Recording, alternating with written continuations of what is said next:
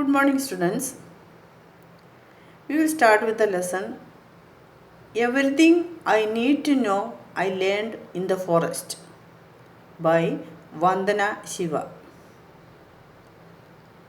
Vandana Shiva, an Indian activist, scholar, physicist, ecologist, editor and writer, was born on 8th November 1952 in Dehradun, Uttaranchal.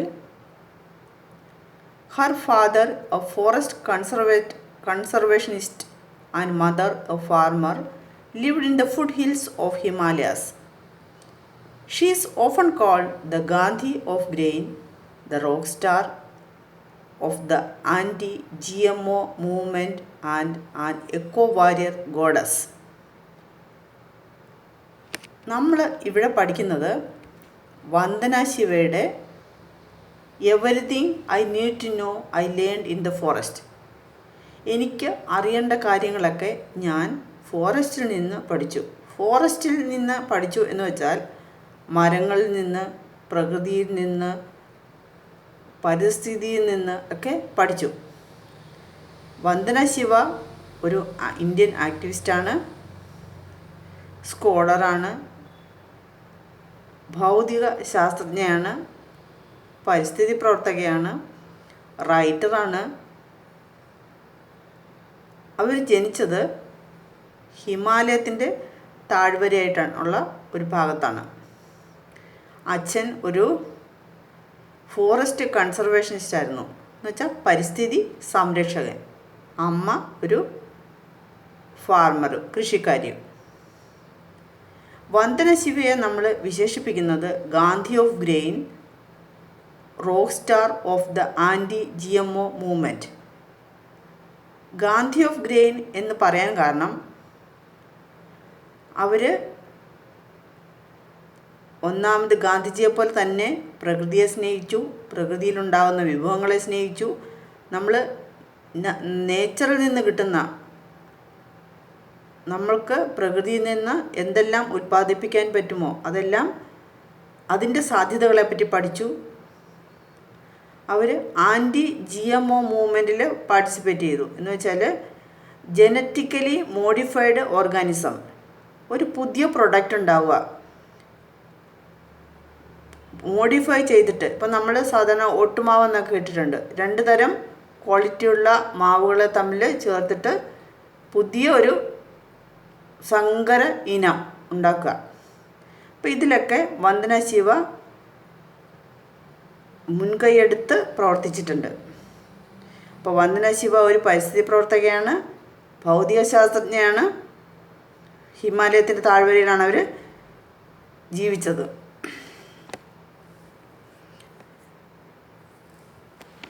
In 1991, she founded Navadanya, a national movement to protect the diversity and integrity of living resources, especially native seeds. നമ്മുടെ ചുറ്റുപാടും കിട്ടുന്ന വിത്തുകളിൽ നിന്ന്, ആ വിത്തിനങ്ങളിൽ നിന്ന് പുതിയ എന്തെങ്കിലും ഒന്ന് പ്രൊഡ്യൂസ് ചെയ്യുക, അല്ലെ ഉൽപ്പാദിപ്പിക്കുക.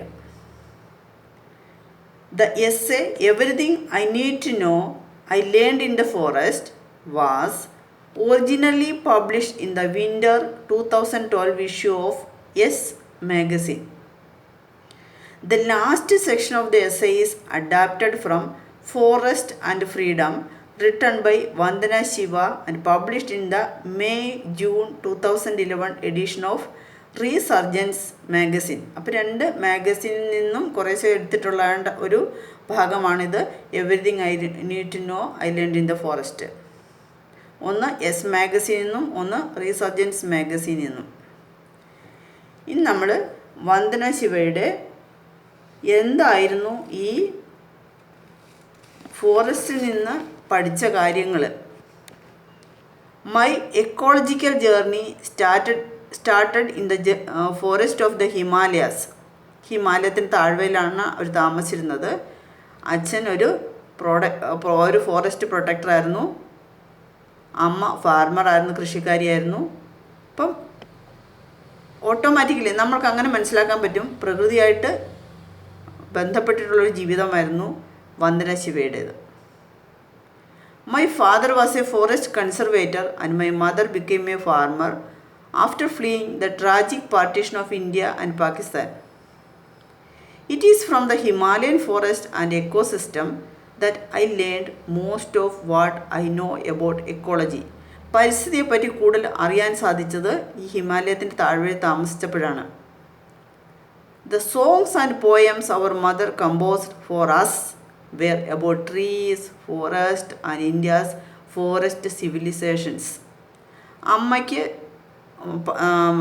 കവിതകൾ ഉണ്ടാക്കാനും പാട്ട് പാടാനൊക്കെ താല്പര്യം ഉണ്ടായിരുന്നു. പക്ഷേ ഈ കവിതകളും ഈ അവരുടെ ഗാനങ്ങളുമെല്ലാം പ്രകൃതിയോട് ബന്ധപ്പെട്ടിട്ടുള്ള കാര്യങ്ങളായിരുന്നു. അവിടുത്തെ മരങ്ങളെപ്പറ്റി, കാടുകളെപ്പറ്റി, അവിടെ വന്നിട്ടുള്ള ചേഞ്ചസ്, ആ വനങ്ങളിൽ വന്ന ഓരോ മാറ്റങ്ങൾ, അതിനെപ്പറ്റിയായിരുന്നു അമ്മയുടെ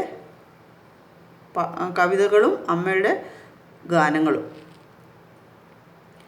my involvement in the contemporary ecology, contemporary എന്ന് വെച്ചാൽ സമകാലികം, movement began with CHIPCO, a non-violent response to the large-scale deforestation that was taking place in this Himalayan region. എന്താണ് സംഭവിച്ചത്?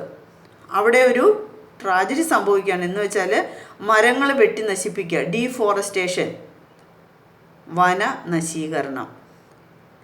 അപ്പോൾ സ്ത്രീകളെല്ലാവരും കൂടി ഒരു മൂവ്മെൻറ്റ്, അതിനെ പ്രതിരോധിക്കുന്നു. എങ്ങനെ? ചിപ്കോ മൂവ്മെൻറ്റ്. മരങ്ങളെ ആലിംഗനം ചെയ്ത് പിടിച്ചുകൊണ്ടിരിക്കുക, അതിനെ വെട്ടാൻ സമ്മതിക്കാതിരിക്കുക, അതാണ് ചിപ്കോ മൂവ്മെൻറ്റ്.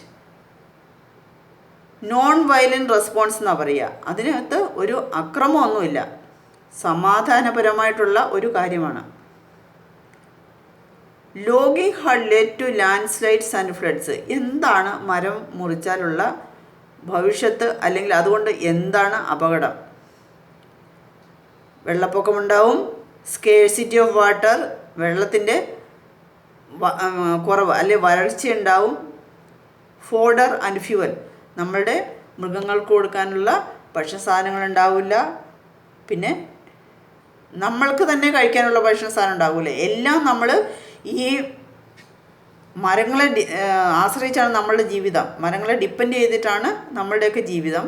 അപ്പം മരം മുറിക്കുന്നത് കൊണ്ട് മണ്ണൊലിപ്പുണ്ടാവുന്നു, വെള്ളപ്പൊക്കമുണ്ടാവുന്നു, വരൾച്ച ഉണ്ടാവുന്നു, പിന്നെ നമ്മളുടെ മൃഗങ്ങൾക്ക് കൊടുക്കാനുള്ള ഭക്ഷണവും നഷ്ടമാവുന്നു. Since women provide these basic needs, the scarcity meant longer walks for collecting water and firewood and a heavier burden. വെള്ളത്തിനൊക്കെ ക്ഷാമം വന്നാൽ ഏറ്റവും കൂടുതൽ എഫക്റ്റ് ചെയ്യുക, ഏറ്റവും കൂടുതൽ ബുദ്ധിമുട്ട് അനുഭവിക്കുന്ന സ്ത്രീകളാണ്. അവർക്ക് കുറേ ദൂരം നടന്നു പോയിട്ട് വെള്ളമെല്ലാം സംഭരിച്ചു വരേണ്ടിയിരിക്കുന്നു. Women knew that the real value of forest was not the timber from a dead tree but the springs and streams. നമ്മൾ വനം എന്നുദ്ദേശിക്കുന്നത് അതിലെ തടികളെ മാത്രം ഉദ്ദേശിച്ചിട്ടല്ല. ആ വനം കൊണ്ട് നമ്മൾക്കവിടെ അരുവികളുണ്ടാവുന്നു. അരുവികൾ മരം കൊണ്ട് എങ്ങനെയാണ് ഉണ്ടാവുന്നത്? മരത്തിൻ്റെ വേരുകളാണ് ഈ മണ്ണൊലിപ്പിനെ തടഞ്ഞു നിർത്തുന്നത്. നമ്മൾ ചെറിയ ക്ലാസ് തൊട്ട് പഠിച്ചിട്ടുണ്ട്. അപ്പോൾ അവിടെ കൂടെ പോകുന്ന അരുവികളൊക്കെ ഈ മരത്തിൻ്റെ വേരിൽ തട്ടി തട്ടി അങ്ങനെ പോവുകയാണ്. ഫുഡ് ഫോർ ദെയർ കാറ്റിൽ, അവിടെ മുളയ്ക്കുന്ന പുല്ലുകളും ഇലകളും എല്ലാം അവരുടെ മൃഗങ്ങൾക്ക് ഭക്ഷണമാവുന്നു. They declare that they would hug the trees. സ്ത്രീകൾ തീരുമാനിച്ചു, മരം മുറിക്കാൻ വന്നാൽ ഞങ്ങൾ ഈ മരങ്ങളെ കെട്ടിപ്പിടിച്ചുകൊണ്ട് നിൽക്കും, അല്ലെങ്കിൽ ആലിംഗനം ചെയ്ത് നിൽക്കും. And the loggers would have to kill them before they kill the tree. മരത്തിനെ മുറിക്കുന്നതിന് മുമ്പ് ഈ സ്ത്രീകളെ കൊല്ലണം. അപ്പോൾ സ്ത്രീകൾ അതിന് തയ്യാറായിട്ടാണ് നിൽക്കുന്നത്. ഞങ്ങളെ ആദ്യം കൊല്ലുക, പിന്നെ മരം മുറിക്കുക.